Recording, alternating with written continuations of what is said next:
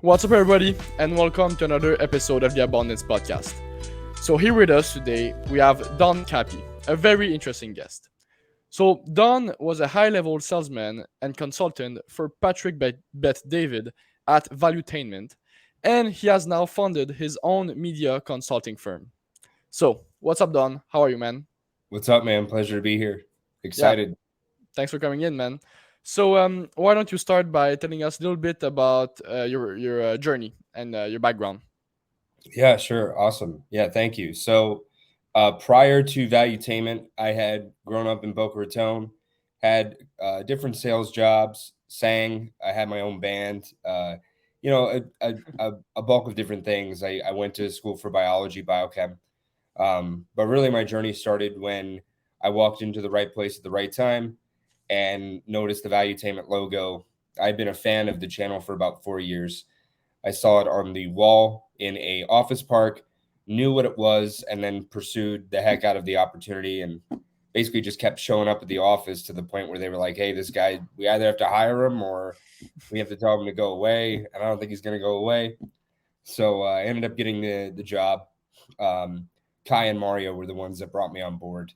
They're involved with the organization at a very high level, and started my journey of valuetainment. I think I met Patrick about a week in, and he was a lot taller than I expected. I thought that he was probably like 5'10". He ended up being 6'4". And I think my first thing I said to PVD was something of the sort like, "Hey," like just Yeah. um, completely bewildered by his height and his demeanor and his stature. And I think most people are when they first meet him. So yeah, valuetainment's where my journey started, pretty much. So, and then I think 2 years ago you left the Valuetainment. Is that so? Yeah, so I was there for a little bit under 2 years. I left in November of last year.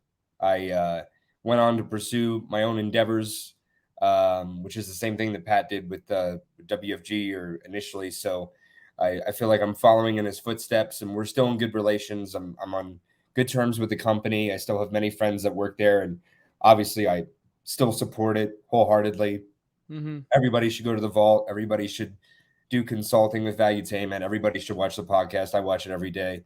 So I never burn a bridge, and I'm very appreciative to Patrick and the whole team for everything over the years that I learned and got an opportunity to operate. So So then, what was your role in the organization? Were you close to Patrick, but David, or like what was your main responsibilities? yeah, that's a good question. Over the 2 years, a little bit under 2 years that I was there, the proximity to Pat as he got more and more involved with the podcast and everything, kind of, it kind of separated a little bit. But initially, I was one of three guys on his private sales team and consulting team. I recruited a couple guys after that onto the team as well.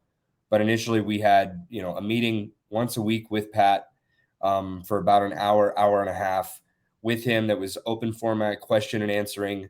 Anything we had to ask PVD, we could. And we had a very close personal relationship. I went to several of his family gatherings and been around him quite a bit. And he is exactly who he claims to be, who he says he is. Pat is a real deal, and I think everybody around him knows that quite a bit. And I just want to make that very clear that Patrick is the real deal. He's a very intelligent man. He helped me in so many ways over the years when we were in our personal conversations, and he taught me so much about sales and consulting and deal brokering and how to handle yourself in a corporate setting, and about media as well. So yeah, Mm-hmm. I was very close to Pat at one point. We were in the same room every single week, multiple times a week, learning and growing as a company together. So the ground floor of Valuetainment was a really really fun time. Just like any a lot of media companies, they start off in such an exciting and such a fun way, and then they grow and they corporatize a little bit. But those initial days of Valuetainment were really special to me. So yeah. Mm-hmm. So you were there in the kind of you saw the company and the podcast. You saw it grow because you were there for a long time, well, 2 years, but and you were in the in the high level team, you were close to Patrick, but David. So how did you see the podcast and the company evolve and grow? Yeah, so in the old office that they initially had in Boca, which is where I grew up, and that's how I got the opportunity. It was a very small office. It was like an office that we had just an initial like getting in somewhere, like they needed a space. And because it was a small office, sales was right here, media was right here, editing was right here. Pat's office was right next to the sales department.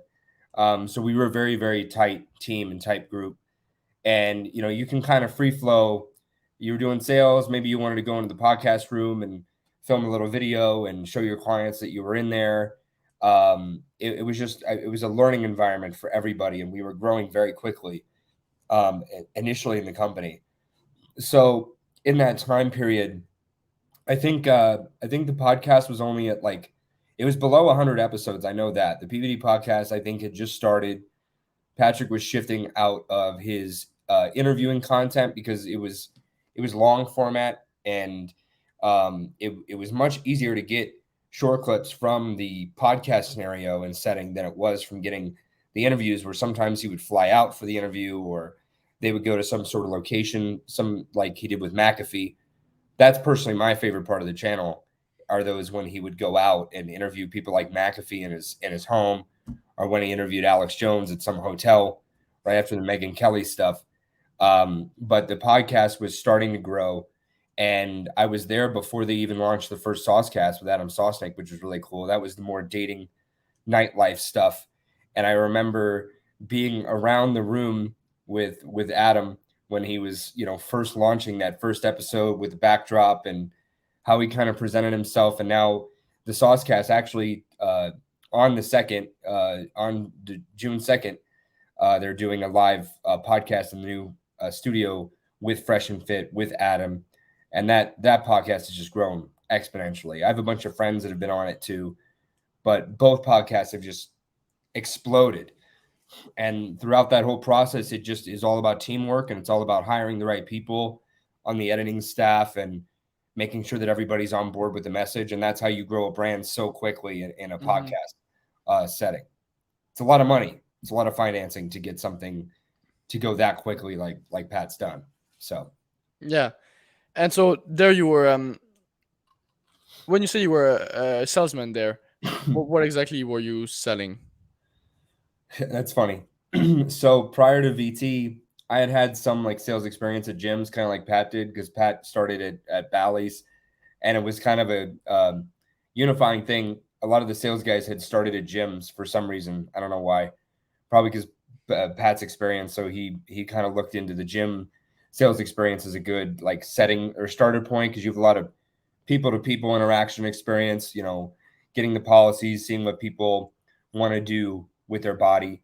Um, and so when I got thrown into VT, just literally thrown in, there were two other guys on my hiring class that just dropped out, like because it was literally sink or swim. You had to figure out, how do you sell mentorship, online courses, tickets to a big event. They had just announced the Vault 2021, and that was a super exciting event that we had to figure out like how to spin that over the phone, or how to paint a picture for the client to want to go to this event that you really didn't have a lot of information on, because it was during COVID still that we were rolling out that event. So we didn't even know 100% if everything was going to go through with the Diplomat Hotel.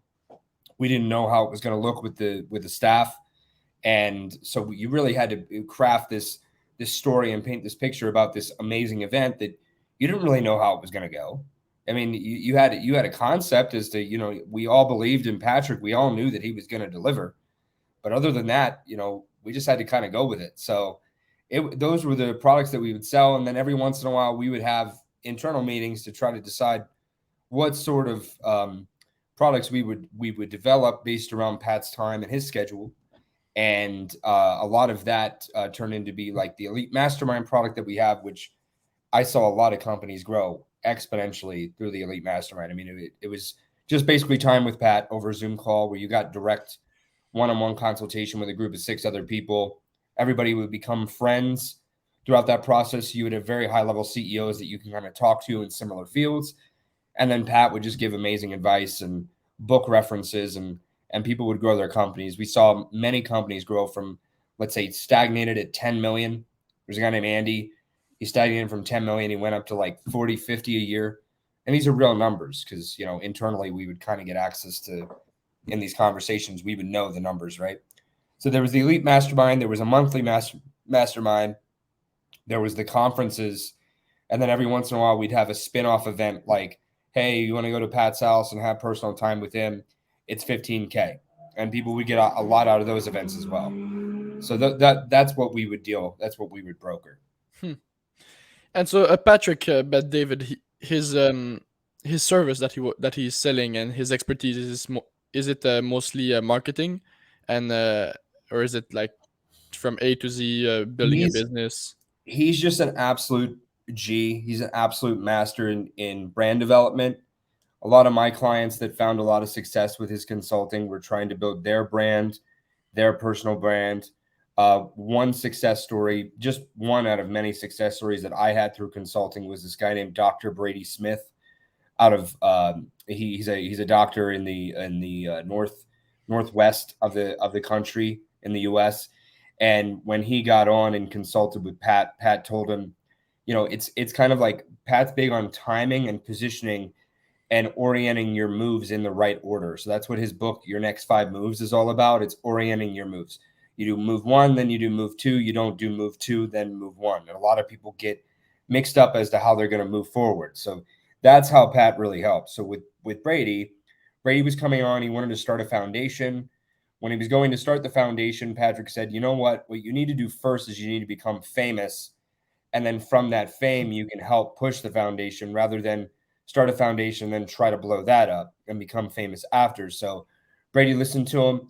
We hopped on a consulting call with this big TikTok star that I knew because I used to act with her and sing with her back in the day. And he went from 0 followers on all social media platforms to now he's, 200,000 on TikTok, and also several thousand. I think he's at maybe 15, 20, 30, something significant on Instagram as well, because he just started doing comedy content and he's hysterical. And so that really helped out his foundation. He was able to roll out some new products and new things that grew the Halo. It's called the Halo Dental Network. He was mentioned on Joe Rogan before and stuff like that. So that was a big success story. Just trying to give a little insight as to what Patrick provided.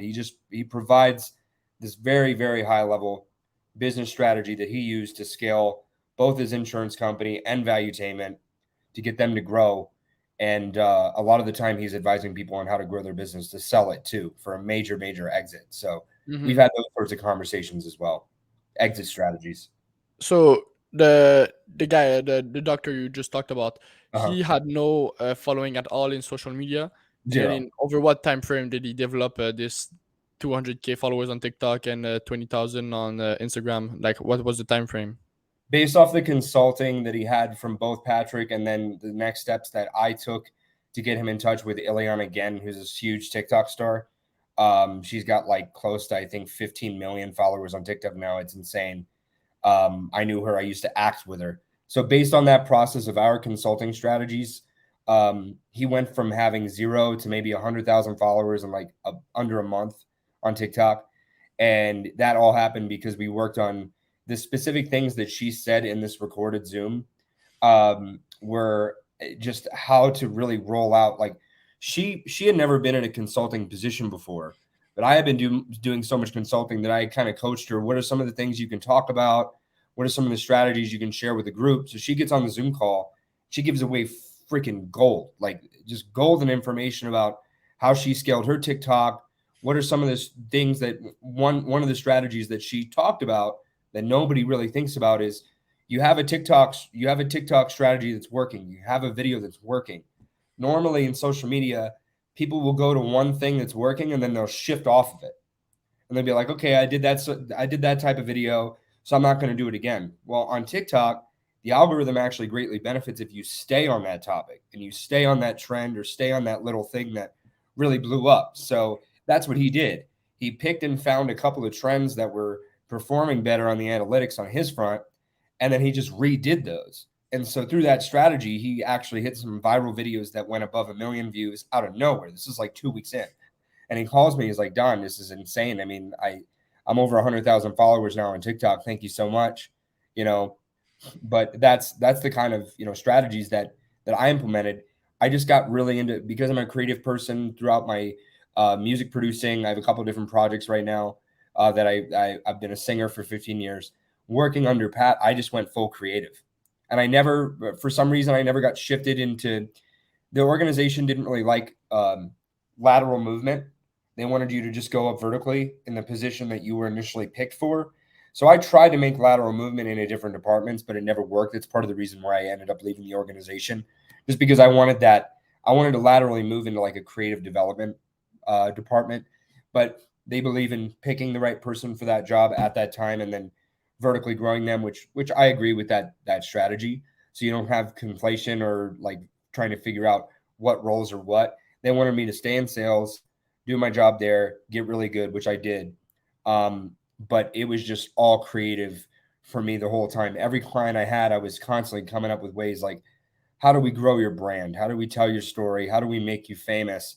And by the end of the stint on the Vault 2022, eventually, the evolution of the thing, like why I'm doing my own thing now, etc., is, I was doing a lot of that. I was thinking about this yesterday, kind of trained in the model.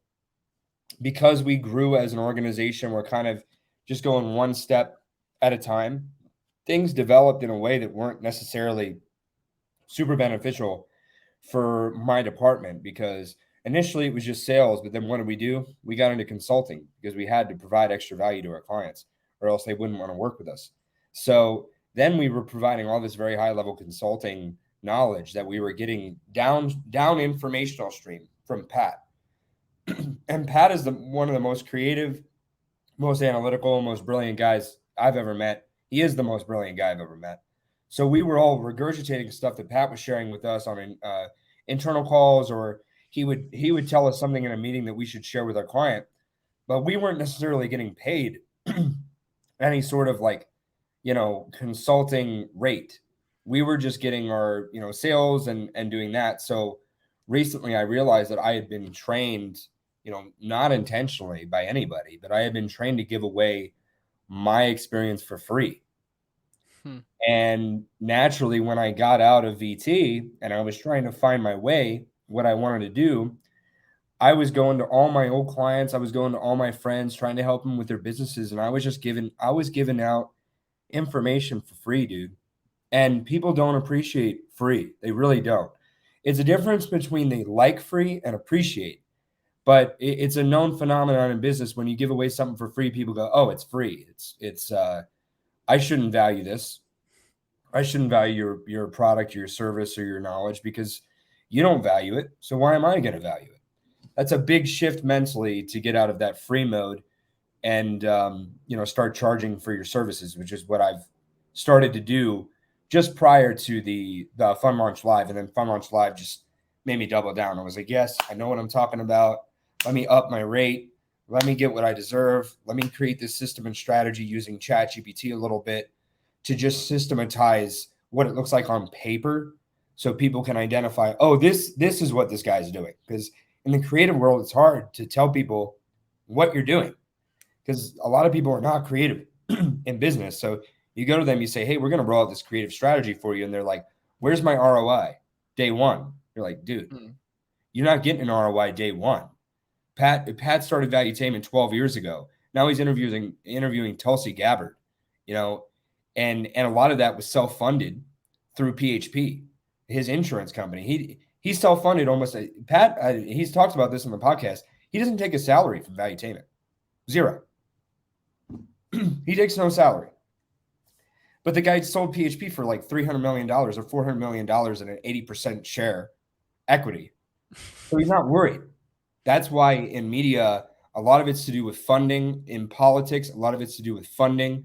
And I support Pat on any campaign trail that he does long term. If he ever wants to run for anything, I mean, I'm right there. Like the second he announces anything, I'm showing up and I'm like, yo, Pat, let's go, man.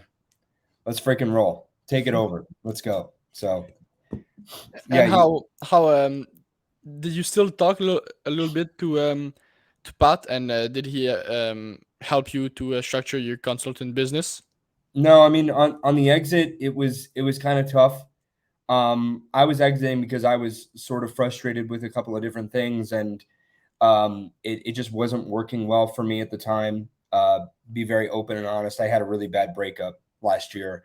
I was with this girl for 3 years, and just so everybody on this podcast knows, like, don't let that crap get to you because it's just not worth it. But I was very invested into this girl, and we had a long-term relationship. We had a really good connection, and then I started working all the time, and she wasn't necessarily the type that would just be 100% supportive all the time. And when you're pulling long hours in business, when you're going from like 7 a.m., 5 a.m. for the gym, 7 a.m. start time to get the leads early in the morning till like sometimes midnight for closeout, it just got really hard to have that relationship. And so we broke up. Things happened. Hypergamy took its role in my life, and it was a tough pill to swallow. So after that, I struggled quite a bit at VT. Had a good couple of months when the vault came around, but then afterward, I decided that I was gonna head out of my way because it just I needed more flexibility. I needed to be able to date a little more. I needed these things in my life that would make me feel better about myself, and I had really lost myself in the process of just constantly working for somebody like Pat. I had lost my own ego. It had gone, and that's one of the things that happens when you're in a big institution that I really want to start talking about in my content is helping the people that Pat doesn't help, helping the people that are the workers and the employees of a large brand institution that need to identify, like, hold on to yourself. Don't lose your really close relationships because you're overworking. What are some of the things that you can do to just better yourself internally and hold on to your own ego? Because from my experience, when a lot of people tell you get rid of your ego, like be ego free or ego less, and that's how Hmm. you succeed in business, is because they're trying to get you to abandon your ego. So when you walk in, you take on the identity of the organization. So it's a very interesting thing. And when you leave your ego at the door, leave all your personal stuff at the door. You hear this in business. Leave all the personal stuff at the door. Don't bring that into work. Don't think about it. Abandon your ego. And then you go in and you're just constantly like you're like a robot. You're like every day. And that's what leads to burnout, is that sort of like mentality that I'm going to get rid of everything that I like, that I love, like producing music. I'm going to do that less. I'm going to travel less. I'm going to spend less time with my family. I'm going to spend less time with my girlfriend, and I'm going to tell her, hey, get away. I got to work. Thank you so much. Where's my dinner? That's kind of how I was behaving, and it was not good for anybody. And thank God I'm out of that. I'm Yeah, I'm I'm a much happier man in every single way. Now I can tell you that. I'm in Colombia. There's no way there's no way that you're a straight guy and you're in Colombia and you're not happy. That's yeah. just You're in yeah. Medellin right now, right? Yeah, I'm in Medellin. Yeah. So what are you doing there? I have this. Hold on, let me clear this. I have this Yeah, no horrible. worries. It's so annoying. I had some like iced coffee with milk. I just brew.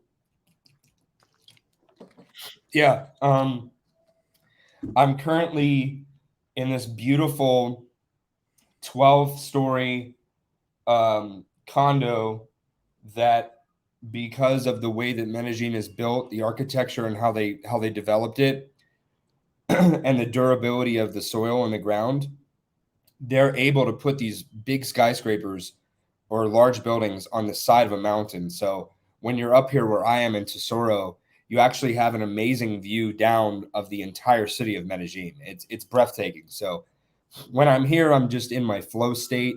I work, I look out the window, I go down to a market, I have some really good food. And there's also a culture thing where it's just like uh, people love guys like me here. It's amazing. The ladies love guys like me here. I don't know what it is, it's just the American versus South American thing, but the blue eyes, I constantly get comments on the blue eyes and the blonde beard. I think it's more of like you want what you can't normally have, Yeah. and like a rarity thing. But it's a good setup in Medellin for anybody. And how's the ladies in Medellin? Oh, they're the most beautiful women in the world. It's just known. It's well known. I swear. Like they call them paisas. and paisa is like they call themselves paisas, like the girls. They have like different names. I've never experienced this. They have different names for where the women are from. So like if you're from Cali, you have a name. If you're from Bogota, you have a specific name, almost like a brand name. And if you're from Medellin, you're a paisa. And they all have comments about like each other and the like the culture that comes with being a girl from Bogota or being a girl from Cali or Cartagena or Medellin. It's really funny how the culture is here. But they're just so nice. Everybody's so nice here. It's much more chill. It's family oriented. So whenever I need to get away for a little bit, maybe like a month or a week or something like that, I come here to refresh, eat some actual food. Because like in the US, we don't realize that the food is not food. It's mostly plastics and just crap, you know. I don't think the beef is beef. I don't think the chicken is chicken. Because when you come here, you eat and you taste the nutrients. If you have a steak, let's say you have a really nice steak. I eat steak almost every day here. If you have a nice steak, you will feel like you just had a testosterone shot doing TRT, which I did a couple years ago. You feel so good. You feel so good. And you can have, last night I had steak, I had potatoes, I had chips, I had guacamole, I had queso. And in the US, if you had this meal, you would feel so bloated and you would get fatter and your body would feel horrible. If you have that meal here, you feel fine. All of that food, you feel fine. You feel great. You go to the gym the next day. You lean out. I always lean out when I'm here. I lose like 10 pounds every time I'm in Medellin for whatever reason. It's just because of all the fillers and horrible stuff that we have in the filtering Mhm. process for the what is it called when you make food more GMO. yeah, like GMO and when you're constantly like mass processing processed foods. When they put them through the processed food plants in the US, like the big Tysons of the world and those larger meat companies, and probably we'll see Bill Gates have a couple companies if he doesn't already have it. When you put it through that processing, it loses all of its nutritional value. And you're also just changing intrinsically the proteins and the bioavailability of anything in the meat. So therefore, we have all of these issues where I feel like a freaking man when I'm in Colombia. I'm gonna tell you that. I feel great. I feel like I'm ready to go. I'm ready to get into a fight. I'm ready to meet up. I'm ready to have a good time. I'm constantly working on my business. I'm hopping on this Zoom call, no problem, to do the podcast. And in the US, sometimes I just feel deflated. I just don't feel good. So I think every man in the US should be looking at trying to get down to South America whenever they can in availability with their job and doing it for the right reasons. A lot of guys come here for the wrong reasons. Colombia gets a bad rap.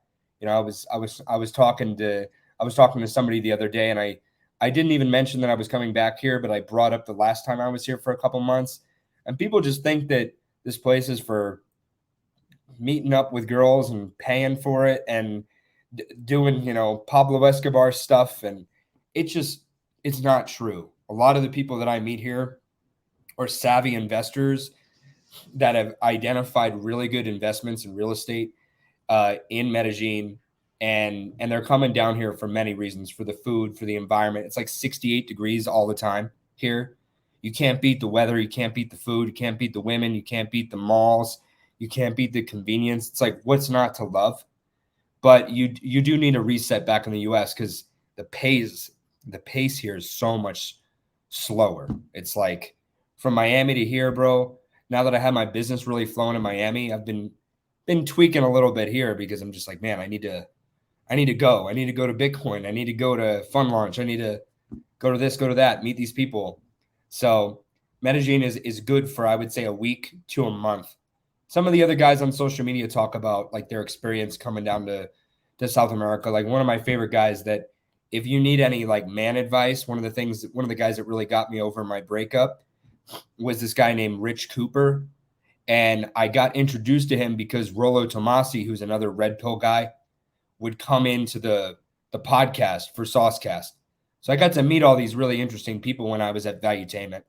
And that whole world of identifying like what you need to do as yourself as a man to feel better about yourself, to better your dating life, to better your social life, like I'm really into that sort of stuff as well. And I don't what are your thoughts on that about the whole like that whole world of dating? Are you just like intrinsically just involved with your fund and just grinding on that, or what are your Yeah, so thoughts? for the past I mean, for the past year, pretty much I've been just on my phone nonstop. So the dating has been not on Mhm. it's been on hold for a good time. Uh, just because even like if I was I'm not ready to start working less on my phone right now. You know, it's like I don't think if I have a girlfriend, I'll have to spend a lot of time with her, going to restaurants or just chilling. I work till 2 in the morning, so I mean, what is she gonna do? Like, she's gonna just sit on her phone like next to me, and I'm not ready yet to stop this grind because I mean, in a few years for sure, and I'll have to settle down eventually. But right now, I'm just in the grind right now. I'm in the moment where everything is starting up, everything's starting to flow. Yeah, I just raised 100K last week, so nice. things are going good. Um, Congrats. That's huge. yeah, thank you. And so yeah, no, the dating for me is just non-existent at the moment. But I know the thing is, I know that when I'll want to get back in the game, I know I can because I'll have my life set up, and I don't really worry about that, and I'm still young. So but in the horizon, definitely I'll want to settle down and have a nice wife and kids. Yeah, yeah. I guess I just got thrown into that like red pill world, and after I had the relationship that I had Yeah. that dissipated, I'm a big believer in some newer like dating philosophies that I think I'm even kind of putting together because of all my experience in promotion and production. I did spring break for just something to do, and we ran all of these crazy parties from like uh, 20 to 23 was like the average age bracket from girls all over the US. I mean, we're talking every single state. And Fort Lauderdale is the number one spring break capital of the world. There's a million students that showed up in Fort Lauderdale, and I was working the door, and my friend is a promotional company that I got involved with, so I was working the door, but I also was the guy that could get the girls in for bottle service and get them into the club and like help them out and everything. So it was just insane, man. I talked to so many girls from every different state, and my mindset definitely shifted to one of the things I talk about is you want to be in a place of abundance. And I believe Tate talks about this too. You look at Tate's success that he's had. You look at some of these guys' success that they've had. They're doing it while they're in a state of abundance in all aspects. So they're in a state of abundance financially. They're in a state of abundance with their social media, but they're also in a state of abundance with women. And I think always creating and generating this state of abundance through being very, very hyper social, creating opportunities for yourself to be around massive amounts of women so you never have to worry about where's the next one going to come from. Because the last thing I want from any of my homies, the last thing I want for you, the last thing I want for Jesus or any of my homies is to work, get the finances, meet a girl that you fall in love with. She's really in it for partially the fact that you made and created yourself as that man with all of that finance. And then 10, 20 years down the line, you've created a one potentiality for yourself of somebody that you're with, and there's a divorce, or we all know the divorce rates. We all know these stories. So I'm trying to craft a different reality for myself where there's always abundance because I'm always going to be involved with, big promotions. Like eventually I want to get involved with the UFC or big productions of house music. These things are kind of like my hobbies that I let roll and I let be my social platform to network and market myself, but also capital raise. And Mhm. now I'm doing some really creative things in the music industry where, I have access to these huge events internationally. So one of the capital raisers or one of the organizations that came to me to capital raise wants to get access to those international events to potentially use that as a capital raising platform. So in turn, number one, I get to be around all of the girls that want to go to John's Summit in Ibiza, which is great because they're the hottest, you know. And number two, I get to be around all of the people with the money that are around those girls in Ibiza. And that's kind of like my creative flow process of Mm-hmm. making sure that I'm always staying a connector between parties that have a brand that need capital raising and people with the money that really have nothing else better to do with it. Because some of these guys and some of these people are partying in Ibiza for like 12 weeks straight. Okay. Tell me how much money you need to have to party for 12 weeks straight. It's how you get access to the family funds and trust fund kids. And I like dealing with trust fund people because here's the deal. They're great people. And a lot of them have a lot of issues. A lot of them have a lot of things that we always think, oh, you have money, you know, you're good. But a lot of times, man, imagine you got thrown, let's say $60 million at you when you're 15 years old or 20. It comes to maturation, 21 years old, you inherit $50 million. You never worked for it. So you have all of the benefit of all of that money without any of the intrinsic Mm-hmm. male energy of having to grind and work for that 50 million. And that's why you have a lot of these people, man. I've known people that inherit a lot of money that fall into drugs. They fall into heroin's an expensive drug, man. That's not cheap.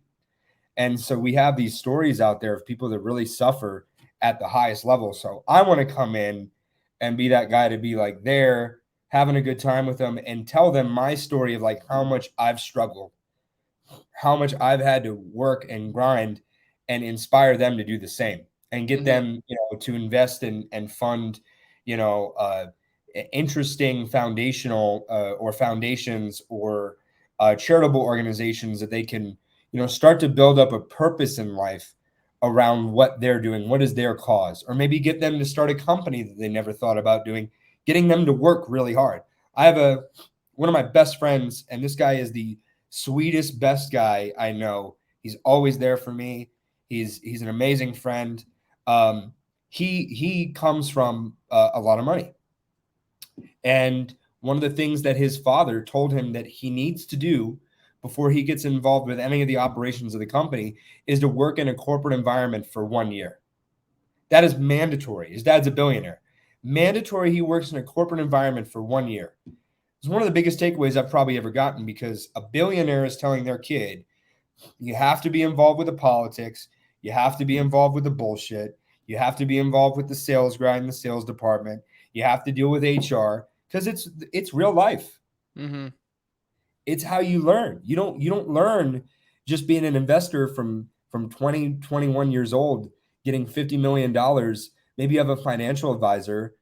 Maybe Yeah. it's your buddy, maybe it's your uncle. Like, you know, you're gonna make money because you have 50 mil, but what if you lose it? You know, there's a lot of pressure on these people too. So this is just all I'm going into a little bit of like my beliefs about money, my beliefs about where people come from, and always being open to you know their story. Always And being I totally agree with what you just said because even if I had the choice, I mean, I wouldn't want to inherit $50 million because it takes out all of the purpose in life that you have. Because I think men and humans are meant to struggle, right? We're meant to go out and hunt in the storm, in the snowstorm, and go out and hunt animals. So I don't think we're meant to just chill and drink margaritas on the beach. And so if you inherit like $50 million, and also I think to really enjoy being rich, you have to been broke before. Because if you've never been broke, then you don't know what the struggles are. So you cannot really enjoy it. And at the end of the day, I also think that, of course, you want money, but money only brings happiness depending on how you use it. And I think that money brings happiness depending on not how much you have, but on how much you give and how much you give away, how much value you provide to others. I think that's the main purpose. But if you just were a rich kid, even if you give it away to help people, you don't have the same feeling because you didn't earn it. So it's like you're giving away someone else's money that you didn't earn. So it's like you don't have any intrinsic value out of it. I think the big, and I totally agree with that. I think the big flip and the mentality that I like to, because I didn't come from nothing, right? I came from a upper middle class family. My mom worked her ass off in medical sales for all the top medical sales companies. She was the number one saleswoman for Haemonetics. I went to Hawaii when I was 1 year old because she won the sales competition, right? My dad was a nurse. He was going to be a doctor, but he had a band and he basically followed a lot of the same things that I did in my life. He eventually became a specialty nurse, earning about 150 a year, helped a lot of people. So I came from a hard work mentality, grind kind of culture upbringing in Boca Raton, very affluent area. But at the same time, when I got to college, my parents had lived that life of, work, work, work, your crazy amount of hours a week. And they didn't end up having any money at the end of the day. I mean, they do have money. Like if you look at across the board, they have a good piece of real estate. They have some stock options, so they made some good investments. But other than that, they're not earning. They're on Social Security pretty much. They're both older. So because of that, I don't come from the same mentality that some people do, where they came from nothing, which made it harder for me to lock into that ego, that lion, that freaking dog that other people were able to lock into very early on because they came from nothing, right? But at the same time, it allows me to relate to people that do come from, higher amounts of money. And from that, I think that part of really helping those people, because they can help us. They've got you saw it at Fun Launch. They have the family funds. They have hardworking. Somebody worked really, really freaking hard in their family, a while back to earn that sort of money. And these are the kind of pioneer people that were in their family. So there has to be a certain level of respect for what their family went through and what their forefathers went through to earn that money, because a lot of them came from nothing. A lot of them came from, Europe, or you hear these stories. It's just really hard. 95%, it's very high percentage of generational wealth doesn't make it past two generations. Yeah, that's crazy. And I think what's a really good way to capital raise and make really powerful friends is identifying their need to step up to the plate and helping them step up to the plate so they can go from a $50 million inherited portfolio to being a $5 billionaire, or being as good as their dad. A lot of them really deal with these issues mentally and internally, that they'll never be as good as their father or their grandfather, Mm-hmm. because they were these freaking hustlers, just beasts. Like one of my friends I met doing music, he had a really tough time coming to terms with what he wanted to do in life because his dad was a huge commercial real estate mogul in New York. And no matter how much effort or want he wanted to put into his music or his lifestyle, he just always was faced with the reality that his dad's bringing in like 2-3 million a year, just in income plus his investments. And he's looking at his dad being like, what the heck am I going to do? He had like no motivation or no drive. He loved doing music. That's how we connected, because we both met at doing an open mic night. We were playing guitar and I complimented him on his voice. He complimented me. He sang like Elvis. I sang like Sinatra. We became very good friends. And that was my first exposure to some of these like, trust fund people, because when I met him, I also met his network. I went up to New York to see him. I went to the Hamptons to see him. This is some of the biggest network that I've met through this kid. And he's a great guy, but at the same time, man, he just had no drive. And it was really hard to try to get him motivated or going. For one period of time, we had the same job through his uncle at the same auto finance firm. His uncle hired me for my hustle and then hired him due to like, oh, I'm going to help out my nephew. And he came into the office. I had been working with his uncle, very talented businessman, also named Patrick, for probably 4 or 5 months, traveling the country, getting paid nothing, getting paid absolutely zilch, like $400 a week to learn from this guy. Ironically, from a video that I watched from Patrick Bet David. That's why I took the opportunity and stuck with it. So I'm watching PBD, working for another guy named Patrick, staying up at like 1 or 2 in the morning watching Valuetainment videos when I'm in Orlando.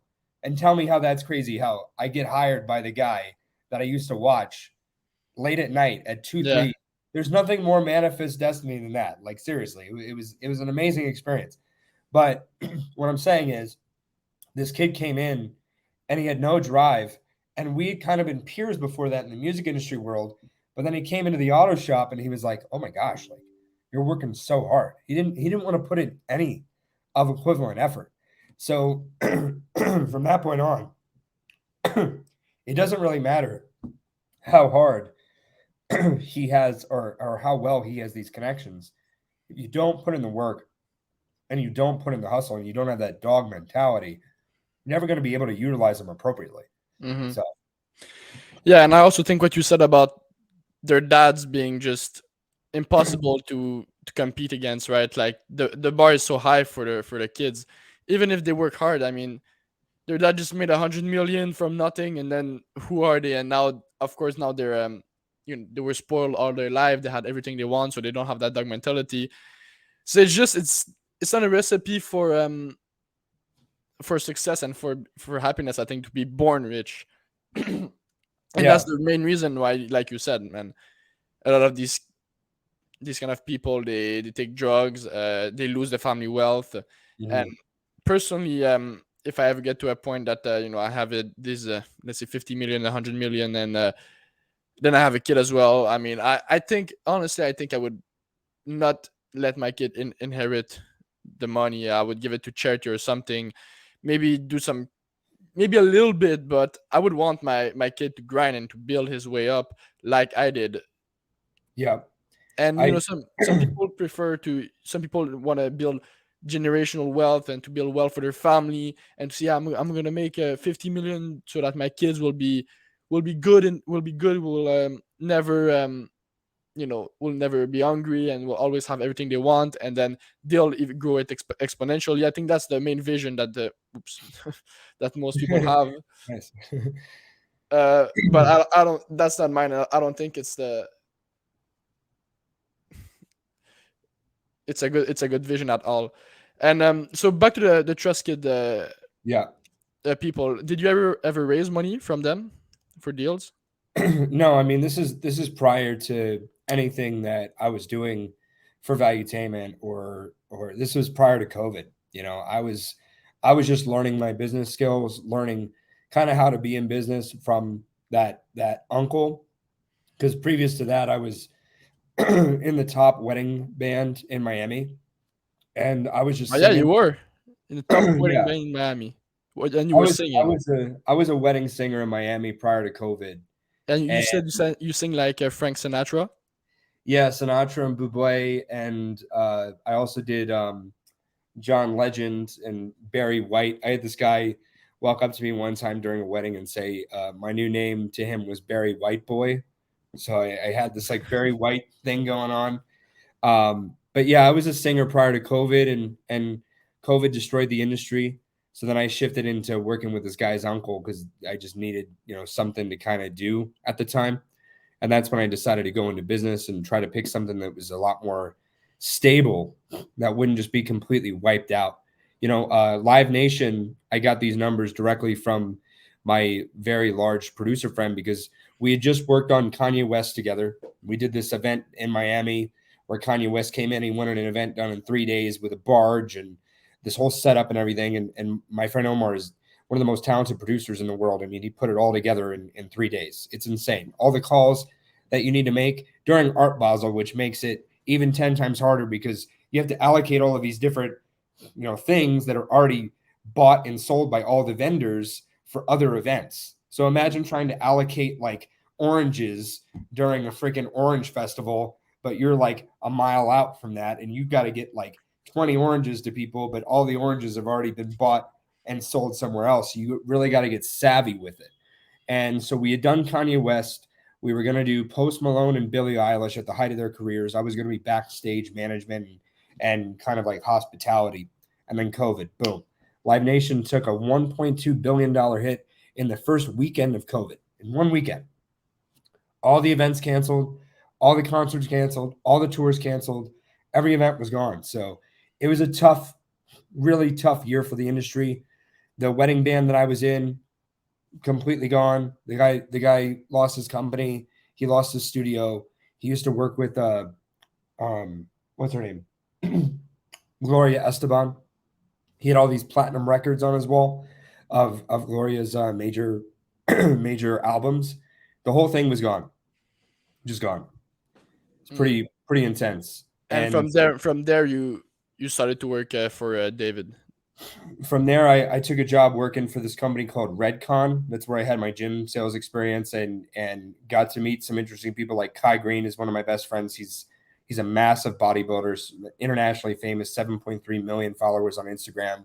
He's kind of like Arnold Schwarzenegger, but you know, as far as like influence and intrigue in the sport of bodybuilding, which is a very interesting sport. I I mean, got I always find it really weird, like the sport of bodybuilding, because they all take steroids, yeah. steroids. Hmm. So what's the competition like? Pe- the one who won is the one who took more steroids. No, it's okay. So this the steroids is the medium to which you take your body into an anabolic state and grow, but the competition is the mentality. So everybody, it's genetics and mentality. So there are certain people that are like predisposed genetically, as we all know. So it's almost like seeing evolution and seeing evolutionary traits live in person, and that's why a lot of people really get into it. And the steroids are just the medium to get that physique. Because if everybody was just working out and trying to build muscle without the use of those drugs and those compounds, you would just be like, oh wow, you've got a great six pack. But steroids is what allows you to grow to that size. And a lot of these guys struggle long term with the effects of what happens to their body. I mean, Well, I it guess takes so. a Yeah. lot of toll, but so it is a sacrifice that they're making. Um, but it's all here. I've never met the reason why business owners and CEOs and international people all gravitate. I've met billionaires that follow bodybuilding, 100 millionaires, 200 millionaires. Alex Hormozy is a bodybuilder. Yeah, The but he reason doesn't take steroids. Maybe, but I mean, it's like a more plates, bodybuilding, like staying in shape and like working out. yeah, That's a that's thing. But that's a then, discussion for more plates, more dates. If Hormozy is currently on a cycle, but yeah, what I'm trying to say is the mentality that you need to get to that size, the amount of effort that you need to put into the gym to compete at the highest level of the Olympia is almost borderline psychotic.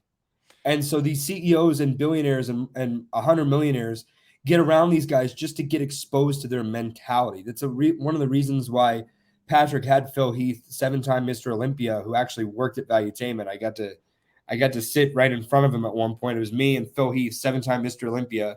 I'm doing music with Kai at the time because we have a project together.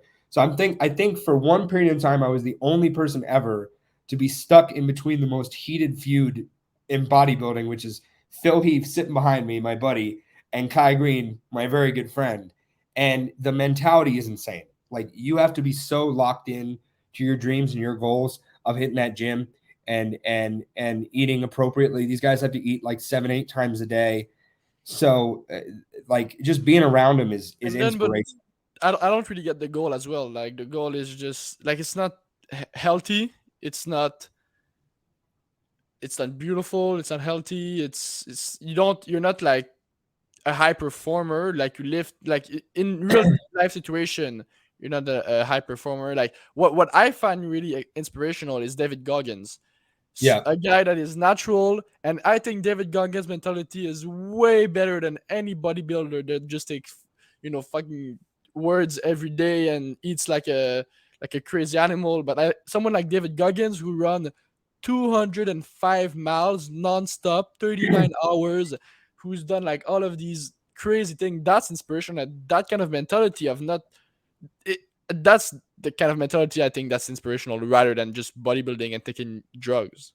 Yeah, well, like let's look at one alternative, for example, because the path to bodybuilding, from what I can tell from the guys that I've been around, because I've been around a lot of bodybuilders, is for glory and fame, right? At the highest level, to reach a physique that is of Atlas, or to reach a physique of somebody like somebody who really set a lot of standards in the sport that we all know, that everybody knows in the whole freaking world.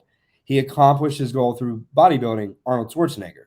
And Arnold Schwarzenegger went through bodybuilding to then industry shift into being a movie star, being one of the most famous movie stars that ever lived, into then rebranding himself again as a political candidate. And so, if you really look at the story of Arnold Schwarzenegger, what bodybuilding provides, like any other sport, is a way for an individual with a genetic advantage in some way to get out of where they are. So a lot of the stories of bodybuilders they're very inspiring stories. Like Kai's story is unbelievably inspiring about where he came from in New York. He grew up in New York. He's very, very poor, came from a very, very tough background. He went through almost everything. So these guys found the gym. Eventually, the steroids find them. It's not the other way around. The steroids find them because they need to keep excelling in the sport, just like in any sport. I mean, look at Hollywood. There have been some remarks recently. Ricky Gervais made a comment during his Globe speech or his Oscar speech a while back, the hysterical one that, you only win in Hollywood. Your ability to win in Hollywood and be the top performer is your ability to do steroids and work out. So you're looking at Chris Hemsworth, you're looking at Chris Evans, you're looking at Hugh Jackman, you're looking at The Rock, right? And all these guys say, just like the Liver King, that they're not using steroids. But in reality, they clearly are, especially Liver King. leave it up to, like I said, once again, leave it up to More Plates, More Dates, who is an amazing channel where he actually goes through the breakdown. He asks people for blood work, and then he goes through the breakdown. He's the guy that exposed the Liver King. It was More Plates, More Dates, because he's very open about his usage of steroids and different androgen receptors and everything to create a better life for yourself as a man, because it gets to a point when you're 40 and you're living in the US where everything is an estrogen boosting drug. Essentially, the water you drink, the food you eat, the plastics you eat out of, everything's is a hormonal booster to get more feminine. Eventually, you're going to have to, in my experience, you're going to have to experiment with some sort of testosterone supplementation. That's why these organizations are growing so quickly, because you're going to have to keep this same amount of, you can't hold the standard of the testosterone that your grandfather would have had in World War II and getting back to the States and eating his diet, because of all the estrogen boosting drugs that lower your testosterone. So at some Like point you're when saying, you're in 40 the or meat 50, today, there's a lot of estrogen, and it's like in in the food everything, we man. eat, there's a lot of it's estrogen. in everything. It's very well studied. Like one So one how can we boost our testosterone? Testosterone. um, you can try to get your hands on meats that are grown outside of the US. I would suggest trying to eat as much red meat as you can. Joe Rogan's big on it. Jordan Peterson was on a fully red meat Yeah, diet when he came into Valuetainment. I saw him literally eat the steak, nothing else. So that's you saw Jordan confirmed. Peterson in person. Yeah, I got to meet JP. Yeah, he came into the podcast I think last year around March, and I was fortunate enough to be there. That was before my breakup, so I was doing really well, and it was an amazing experience to meet him. I think I told my ex that I met Jordan Peterson, and she was like, Who's that? "Cool." I was like, "Are you freaking cool? Are you kidding me?" you know. But yeah, so like that diet can really help. Also, just hitting the gym, as much as you can. There, I would suggest looking into some sort of, like, past a certain age, looking into some sort of, like, alternative ways that you can boost your testosterone. But obviously not Cold exposure, is that a good cold one? exposure. Yeah. Anything out of there's a guy doing amazing work out of 10x Health. Grant Cardone's organization. He has many companies within Cardone Capital, or the Grant Cardone 10x brands, and he keeps building out different brands below that. But 10x Health has some really interesting interviews. Brad Lee. Brad Lee's not a close friend of mine, but I've met him. I've met him several times, and he's a cool guy. And Andy Elliott out of Arizona is one of my old clients out of the Elliott Group. He's an amazing guy. His content is phenomenal. He really cares about people. They do a lot of workshops about how to work out, how to train, as well as their sales strategies. It's like all bundled together. You got to be better looking, and you got to be super motivated and feel great about yourself to sell better, which is true. So they do a lot of work and a lot of informational stuff about how to get better testosterone, how to work out better at the gym. There's a company called Earn It All, which is a subsidy company or a sister company of the Elliott Group.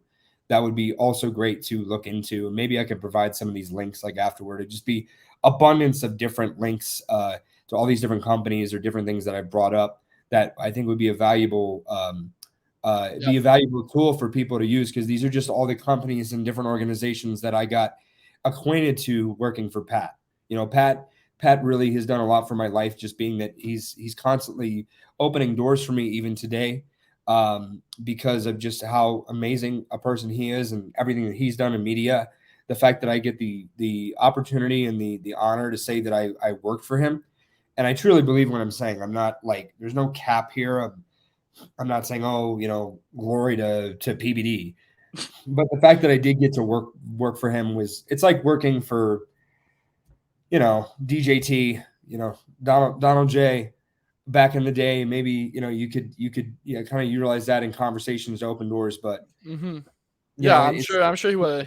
He every billionaire is a great mentor. That's for sure.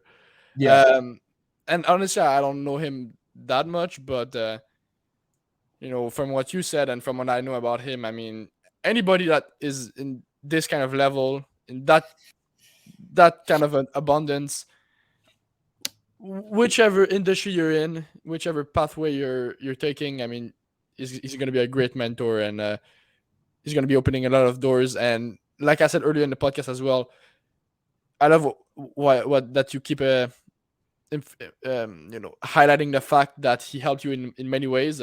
And I think you really know you're successful when you start helping people in their career exponentially and without putting that much effort. When you just can put a little effort to help someone a lot, that's where you're successful. And to help people in their career and to give to people, I mean, that's, I think, the measurement for success. Mm-hmm. Yeah, yeah, it really is, and the amount of people that Pat's helped in their life, on top of just in VT, giving them that sort of experience in finance and the operations, so you could grow to get better at doing media, which is, I mean, being in media is so cool, man. Like understanding how media works at a very high level.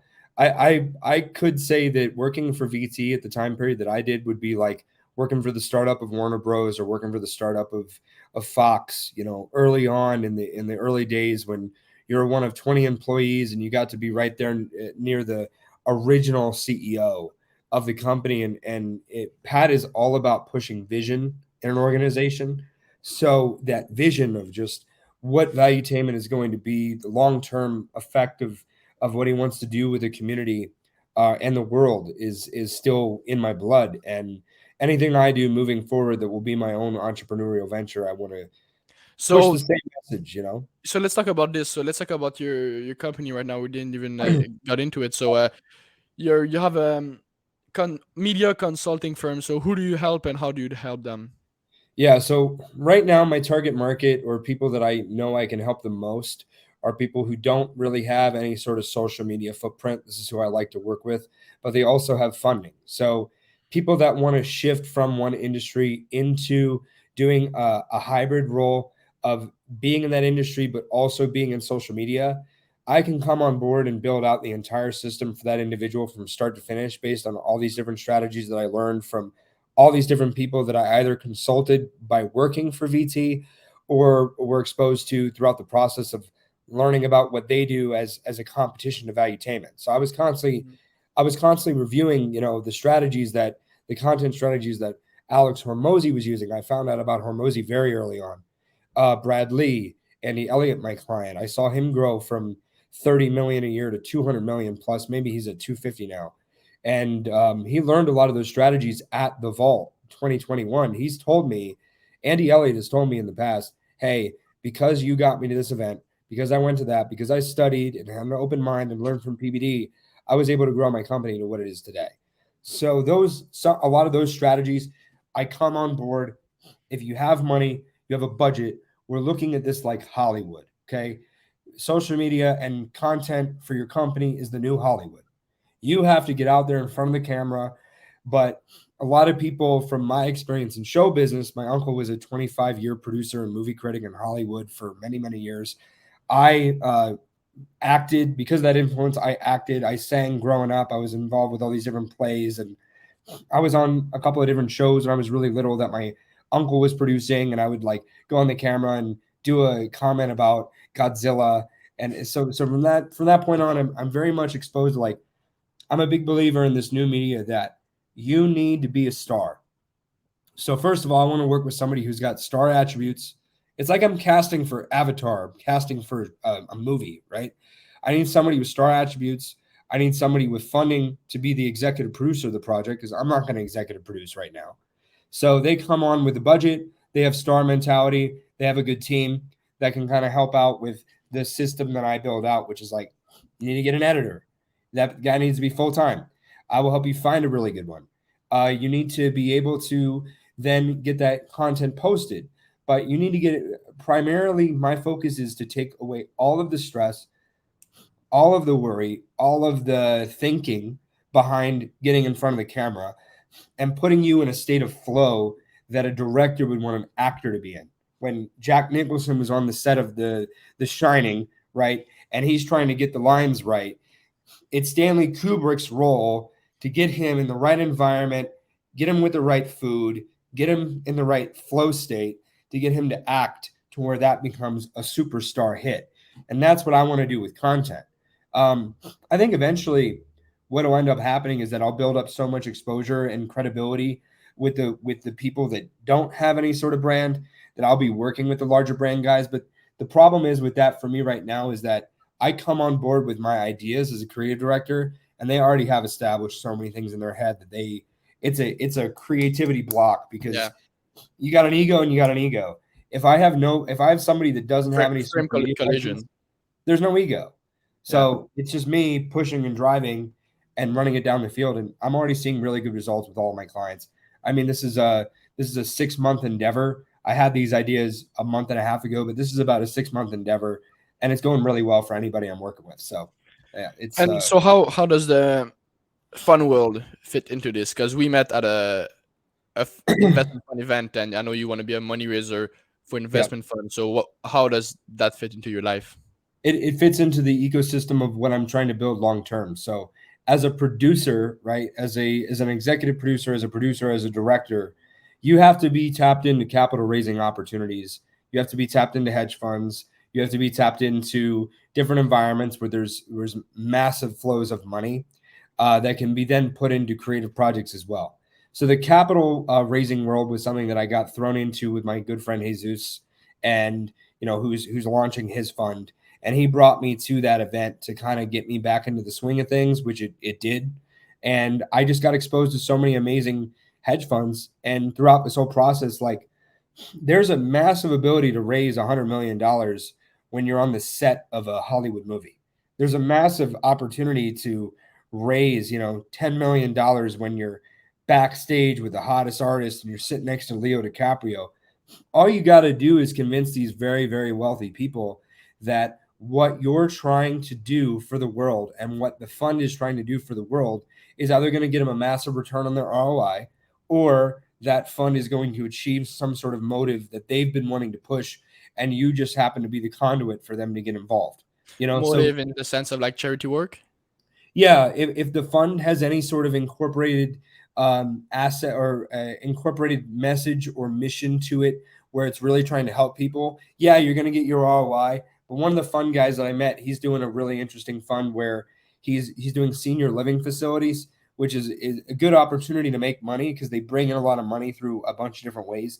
But he wants to make it the best senior living experience, which we all have to go through eventually when we get older, for everybody that's involved. So like, instead of having 1,000-bed facility funded by X hedge fund, everything's funded by hedge funds, right? So 1,000-bed facility funded by X hedge fund or government operation, you take that same person and you say, hey, I want to get XYZ hedge fund. So it's investment fund, or not hedge fund. Yeah. Sorry, like it's private equity fund. Yeah, it's like a private equity fund, but I want to get a private equity fund involved to build these facilities for these people so they can be in a 15 to 20 person facility. So there is a good mission behind it. And if even do you watch the show Billions at all? You ever seen the show Billions? No. You should definitely watch it because it's all about hedge funds, and it's got this really cool like Hollywood twist on it. They make it dramatic, but it's all about the movement of money in hedge funds. And like, one guy's more like a liberal guy, so he's investing in all these like ESG initiatives and cleaning the environment. He's like got access to like billions and billions of dollars. The other guy's more like a capitalist, like believes in just ruthlessness and going through and like, So you is it know, a TV show? it's a TV show, I believe on Showtime. Okay. But in that world, that's where raising capital comes into it, because eventually, as a director producer, guess what I'm going to have to do? Raise a lot of capital. That's it, and Mhm. it's the hardest industry to raise capital in, because you got to convince somebody that your film or your creative Yeah. project is going to bring Hard. them a return. There's It's no very track record in this or like, yeah. eventually you develop a track record. Like if you're James Cameron and you're going to somebody and saying, "Hey, I want to raise money," you get it like that, because a James Cameron film is going to bring in roughly $100 million, right? $200 million, because you've established that track record. So I'm trying to create this like this. I'm creating this long-term vision of being a very well-established director, producer, capital raiser, media guy that can just go throughout all these different verticals and provide value for everybody. And yeah, I think I for the high ticket salesman like you and like other people I met in Fun Launch or in other events, I think capital raising for an investment fund is like the next level, and it's like the way if you're a salesman, it's kind of really the way to bring your skills to the next level, to the highest level, basically, and to Mhm. actually make big money, right? So Big you money. you can Yeah. Mhm. always start your own, sales course or your own media. Well, let's say like you're on a media consulting firm, but raising money like raising 100 million, and then let's say you make 2% on that. On one sale, you made 2 million, and if you have equity in the fund, then I mean that's just exponentially more. And so for sales, and there's also a real need for capital raiser. I mean, I've met so many hedge fund and investment fund manager, and they all have the same need, right, to raise capital, because they all have these great deals. They all have these great opportunities, but they don't all have the capital to fund it.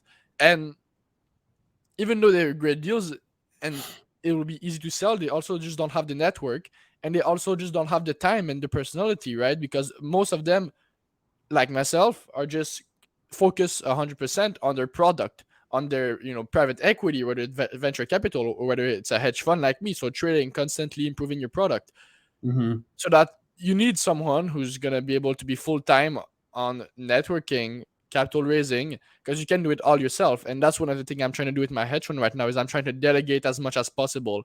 I'm trying to Mhm. bring the right people to the right spot and to really build uh, a company and a culture of of growth, and have all the right people to come together. Uh-huh. So there's actually a real need for salesmen in the investment fund space, and I think for most salesmen, it's the next step forward. Yeah, the delineation, like you're talking about, between being a salesman and being a capital raiser. And that's what I realized that was one of my biggest takeaways from going to Fund Launch. Was I know I had sales experience, but guess what? I didn't want to go back into sales.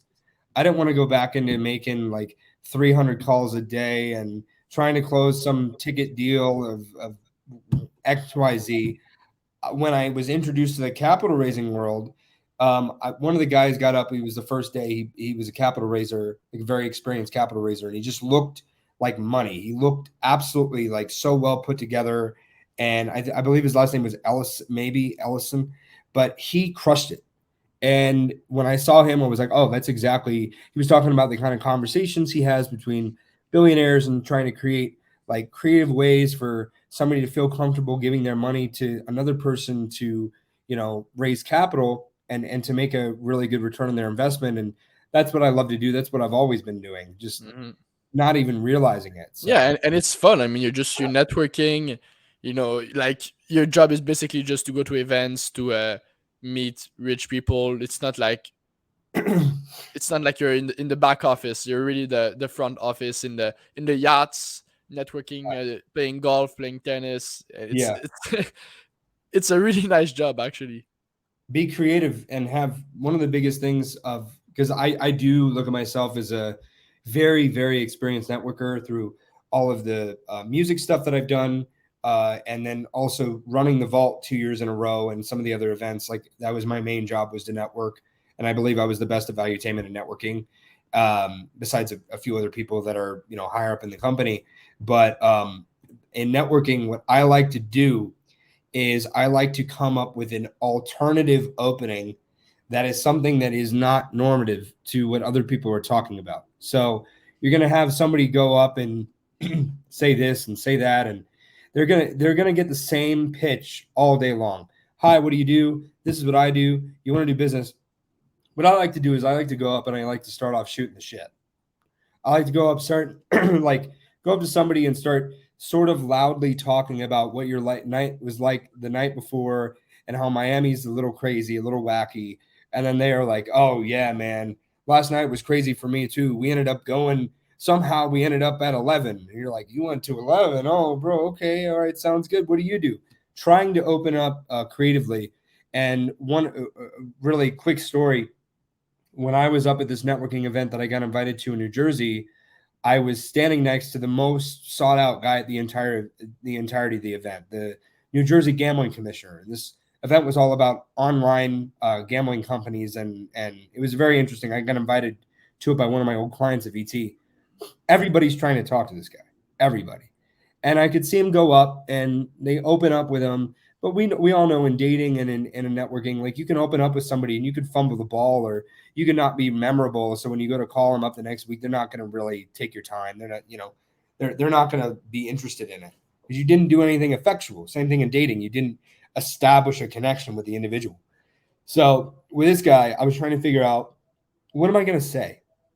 Should I talk about valuetainment? That hadn't really been working. So I just walked up to him and he told me, or I was standing next to him, shooting the shit a little bit. And then he was like, so what do you do? And I was like, well, actually, I'm a singer. And he was like, you're a singer? And I'm like, yeah, I've been singing for like 15 years. He's like, no way. I love that, man. What kind of music do you sing? And I'm like, Sinatra. He's like, oh my gosh, that's so cool. How do I get your information? Maybe you could sing at one of my things sometime. He's like, what are you doing here? And I'm like, oh, I got invited through a buddy. I also work for this media company. Because my target goal was to maybe get him involved in valuetainment in some way. That was always my goal. But taking an alternative approach and providing something that's genuinely different is a good way to go about it in the networking process. Just a couple of tips there. And the fact that he's the one that asks you, what do you do? That's huge as well. That's just that it's a win. Yes, exactly. All right. So unfortunately, we have to cut this because I'm trying to my podcast short. But it was great having you, man. Thanks, man. Great conversation. Really appreciate it. Whenever you have an update on what you're doing, whenever you raise capital, you have something else, I'd love to have you back on the podcast to discuss the next step in your life. So thanks for coming in. Yeah, man. And if people want to contact you or reach out to you, how should they do that? Just everybody go to my Instagram, which is Don_the_producer. You can kind of see my experience at VT and also some of the things that I've been doing on with the music industry and kind of how everything's evolved. But just reach out to me on there. I'm on my Instagram quite a bit, doing a lot of my marketing and communication through DMs. And you can just go there if you want to, and we can stay in touch and stay connected. All right. Thank you. And thanks, everybody, for listening. Have a good day. Peace out.